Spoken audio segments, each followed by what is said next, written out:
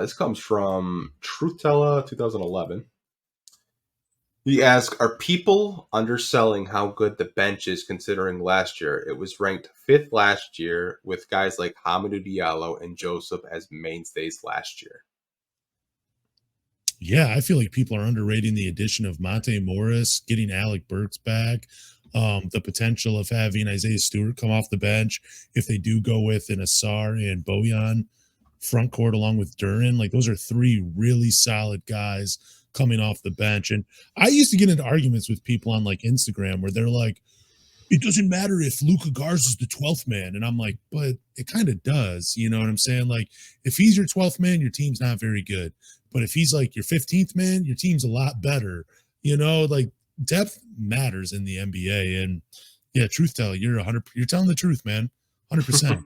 I think people really are underestimating the bench for the Pistons.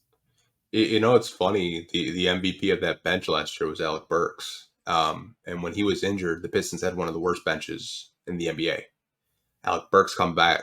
He came back from his injury. I think it was a foot or ankle injury. Comes back healthy. And to tell his point, yeah, it was the 5th best bench in the NBA. I mean, the bench was coming out there putting up, it seemed like 30, 40 points a game. And not only do you still have Alec Burks coming back, you added Joe Harris. You drafted Asar Thompson, who could be on the bench with you. You replaced Corey Joseph, and you upgraded in Monte Morris.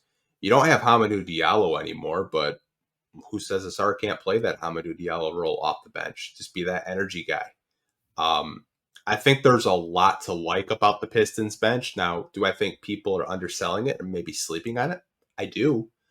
And I think the reason is it's the Pistons. This was the Lakers bench. I guarantee you ESPN would be talking about the Lakers bench every damn day. But it's the Detroit Pistons. People, you know, they're not going to pay attention to a team that hasn't made the playoffs. It seems like, 2018 was the last time they made the playoffs? Yeah. And they haven't had a playoff win since 2008. I mean, it's been a rough stretch for the Pistons, but I think the bench is very underrated and people are underselling it. I think it's going to be a strength of this team and something that Monty Williams really didn't have in Phoenix. He didn't have a bench as deep as the Pistons currently have right now.